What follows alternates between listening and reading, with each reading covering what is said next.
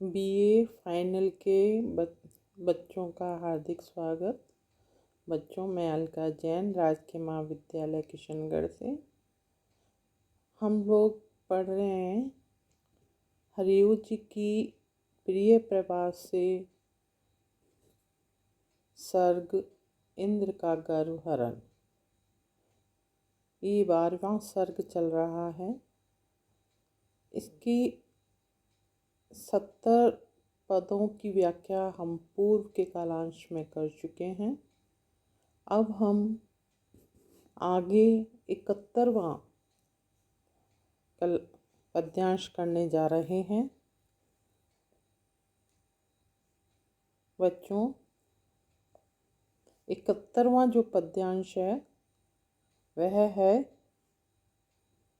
सलील प्लावन से जिस भूमि का सदै होकर रक्षण था किया, यह आज वही ब्रज की धरा नयन नीर प्रवाह निमग्न है। हमने अब तक पढ़ा था कि किस प्रकार जो है गोवर्धन पर्वत को जो है धारित करके कृष्ण ने सब ब्रजवासियों की रक्षा की थी।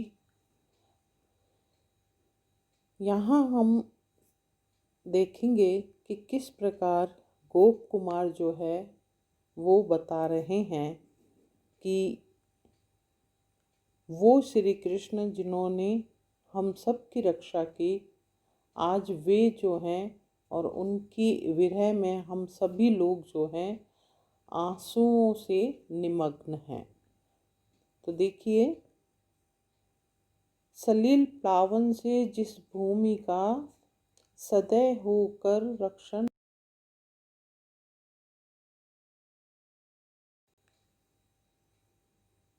यही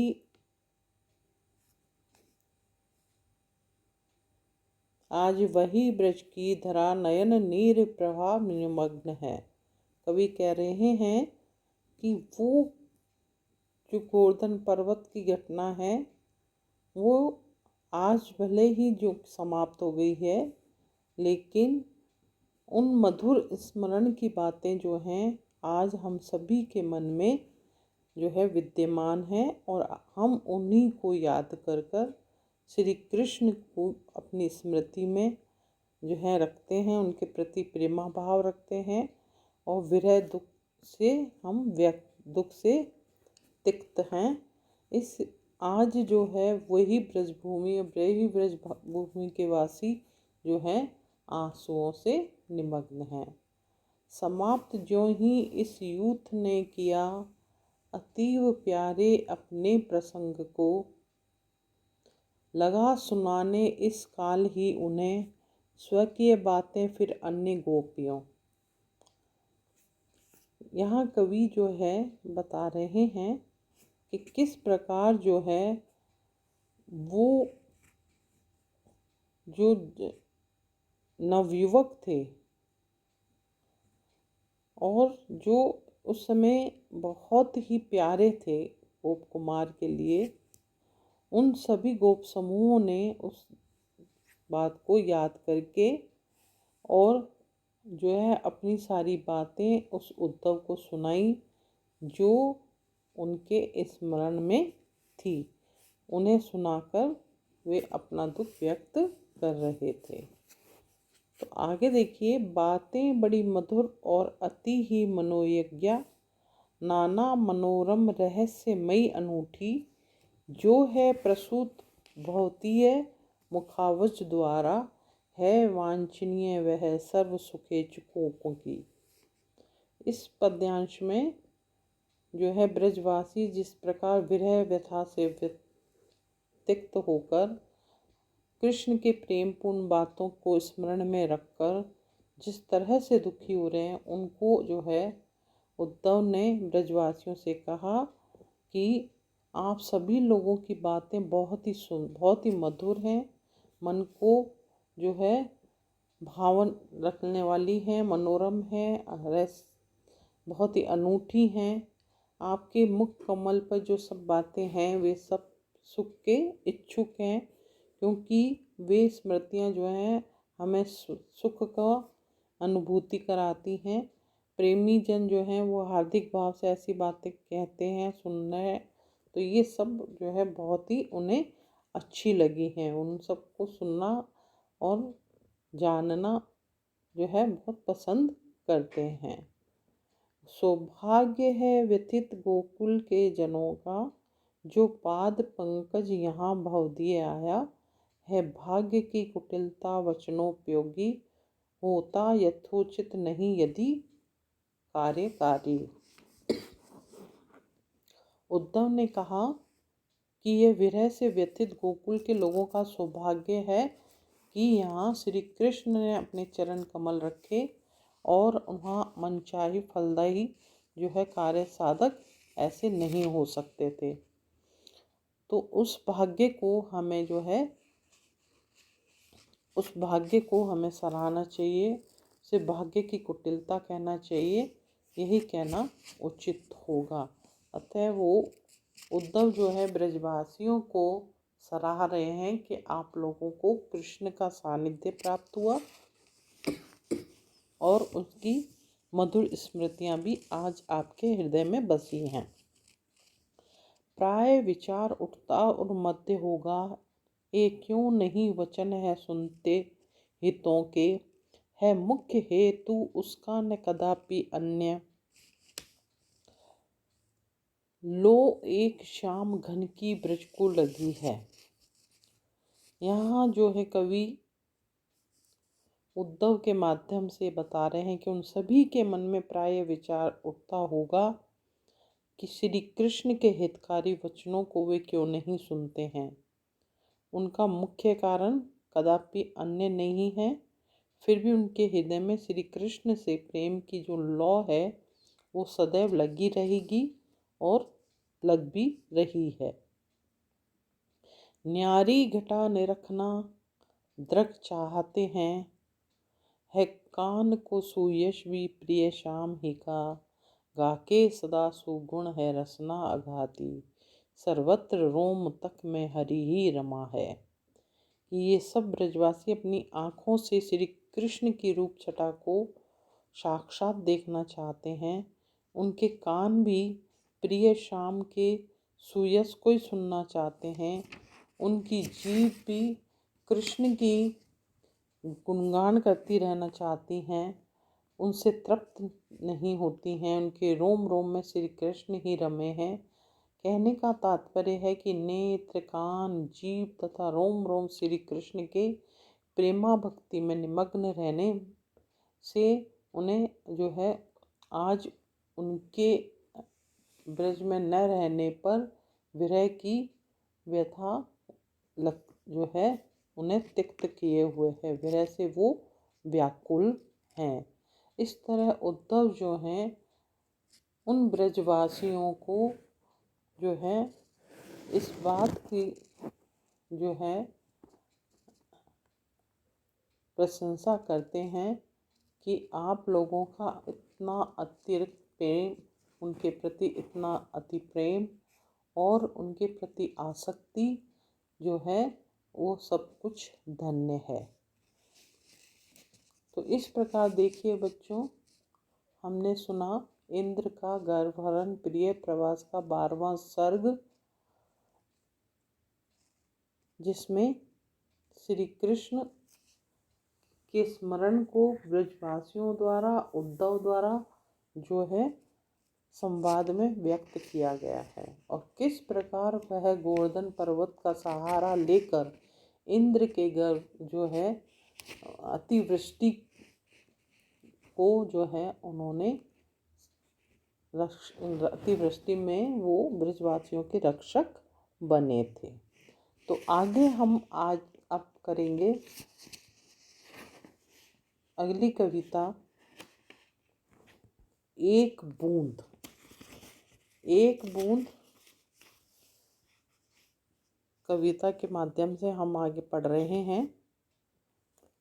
जो निकल कर बादलों की गोद से थी अभी एक बूंद कुछ आगे बढ़ी, सोचते फिर यही जी में लगी, आह क्यों घर छोड़ कर मैं यूं कड़ी। देव मेरे भाग्य में है क्या बदा, मैं बचूंगी यहीं मलूंगी धूल में, या जलूंगी गिर अंगारों पर किसी, या चू पड़ूंगी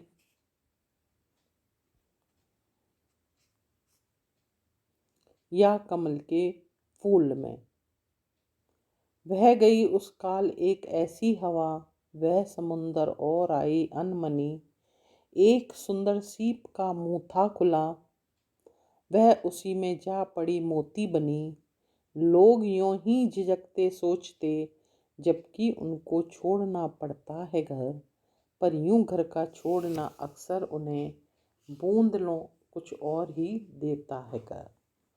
यहाँ देखिए कवि जो हरिओं जी हैं, इस एक बूंद कविता के माध्यम से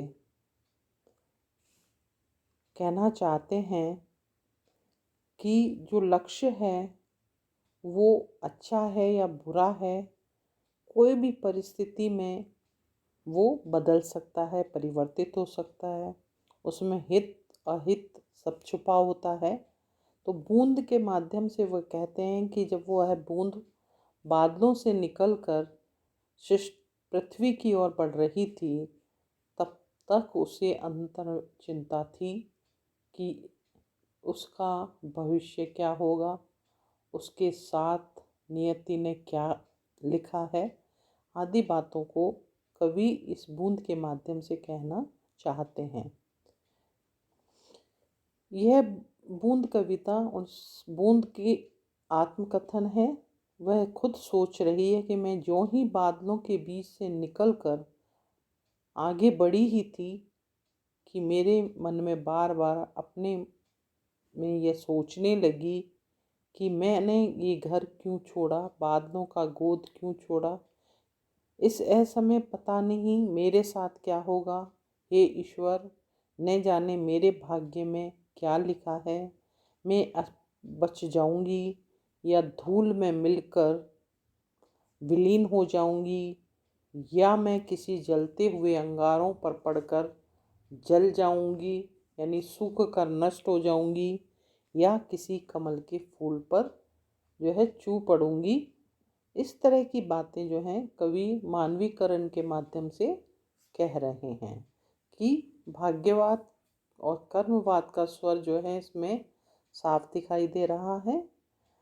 आगे देखिए, बह गई उस काल एक ऐसी हवा, वह समुंदर की ओर आई अनमनी। एक सुंदर सीप का मुंह था खुला, वह उसी में जा पड़ी मोती बनी। लोग यूं ही हैं झिझकते सोचते, जबकि उनको छोड़ना पड़ता है घर। किंतु घर का छोड़ना अक्सर उन्हें बूंद कुछ और ही देता है कर।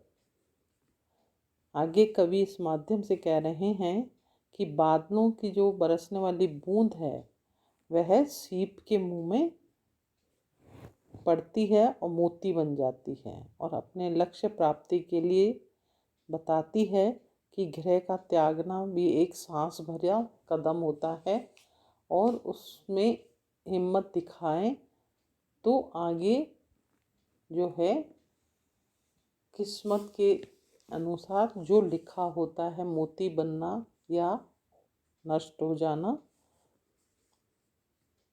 उसकी ओर कवि संकेत कर रहे हैं। कवि कह रहे हैं कि जब बूंद बादलों से अलग होकर आकाश में अस्थिर दशा से में तेज हवा के साथ बहने लगी, तो उसके इस प्रवाह से न चाहते हुए भी वह अनिच्छा से वह बूंद जो है समुद्र की ओर चली गई, और वहाँ एक सुंदर सीप का मुंह खुला हुआ था, वह उसी में जा पड़ी और सुंदर मोती बन गई।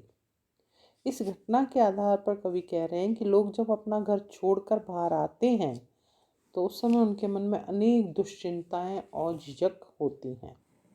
वे सोचते हैं कि लक्ष्य की प्राप्ति होगी या नहीं होगी, कौन सा मार्ग सही रहेगा, और न जाने क्या मुसीबत सामने आएगी। लेकिन उनको इस तरह की चिंता बूंद की तरह तब समाप्त हो जाती है और उनका घर छोड़ देना जो है लाभकारी बन जाता है। प्राय हम किसी कार्यवश या घर छोड़कर बाहर जाते हैं तो हमारे मन में भी ये दुश्चिंता रहती है कि ये लाभकारी भी रहेगी या नहीं रहेगी, और व्यक्ति अपने व्यक्तित्व का शेष विकास जो है कर सकेगा या न कर सकेगा आदि बात को बूंद के माध्यम से कवि मानवीकृत कर कर व्यक्ति की, मानव की जो है मन चिंता को व्यक्त करता है कि वह जब गृह त्याग कर अपने लक्ष्य की ओर बढ़ता है तो वह कितने संकटों को झेलता हुआ अपने लक्ष्य तक पहुंचता है। बच्चों, यह नीतिपरक कविता थी। आगे हम एक और कविता पढ़ेंगे, एक दिन का। वह भी नीतिपरक कविता है। मैं घमंडों में भरा ऐंठा हुआ, एक दिन जब था मुंडेर पर खड़ा, अचानक दूर से उड़ता हुआ, एक दिन का आँख में मेरे पड़ा। मैं झिझक उठा हुआ बेचैन सा, लाल होकर आँख भी दुखने लगी। मूठ देने लोग कपड़े की लगे, ऐंठ बेचारी दबे पाँवों भगी। जब किसी डब से निकल तिनका गया, तब समझने में मुझे ताने दिए। ऐंठता तू किस लिए इतना रहा, एक दिन का है बहुत तेरे लिए। कवि जो हैं इस कविता के माध्यम से बताना चाह रहे हैं कि जो घमंड है वो एक छोटे से तिनके से भी चूर हो जाता है। इसमें कवि वही आत्मकथन शैली है। कवि कह रहा है कि एक दिन जो वह व्यक्ति जो कि घमंड से भरा हुआ था, ऐंठा हुआ था, मुंडेर पर खड़ा था, तभी अचानक दूर से उड़ता हुआ एक छोटा सा तिनका उसकी आँख में गिर गया। आँख में तिनका गिरते ही उस झिझक उठा और बेचैन होने लगा। तिनका पड़ने से उसकी आँखें लाल हो गई, उसमें कुछ दर्द भी होने लगा, और इस दशा में वहाँ पर मौजूद जो लोग थे वो कपड़े की मूठ बनाकर जो है उसके मुख पर गर्म हवा से उसकी आँखों को ताव देने लगे, जिससे आँख की ऐंठ तुरंत ही दूर हो गई, अर्थात आँख का दुखना बंद हो गया, और जो किसी आँख तिनका जो है किसी न किसी उपाय से निकल गया। तब कवि कहते हैं कि तुझे मेरी समझ ने इस प्रकार ताने दिए, अर्थात तुझे इस तरह फटकारे दिए, तुझे समझाया तू इतना घमंड मत कर, तू किस लिए करता था घमंड, तू किस लिए ऐंठता था, तेरे लिए तो ये छोटा सा तिनका जो है वो ही पर्याप्त है। इस तरह कवि व्यक्ति को अनावश्यक घमंड व ऐंठ नहीं रखनी चाहिए, कहना चाहते हैं। सामने आने पर जिसे वह तुच्छ समझता है वह उसका घमंड समाप्त कर सकता है। घमंड और ऐंठ की अपेक्षा व्यक्ति में विवेक और विनय होना चाहिए। मानवीय आचरण पर करारा व्यंग्य करते हुए ये कविता लिखी गई है। सामान्य घटना को वर्ण विषय बनाकर आत्मकथन शैली में जो है इस भाव को संप्रेषित किया गया है। तो बच्चों, आज हमारी हरिओद की जो कविताएं हैं जो आपके पाठ्यक्रम में जो है निर्धारित हैं वो पूरी होती हैं, उसकी व्याख्या आज हमारी समाप्त होती हैं।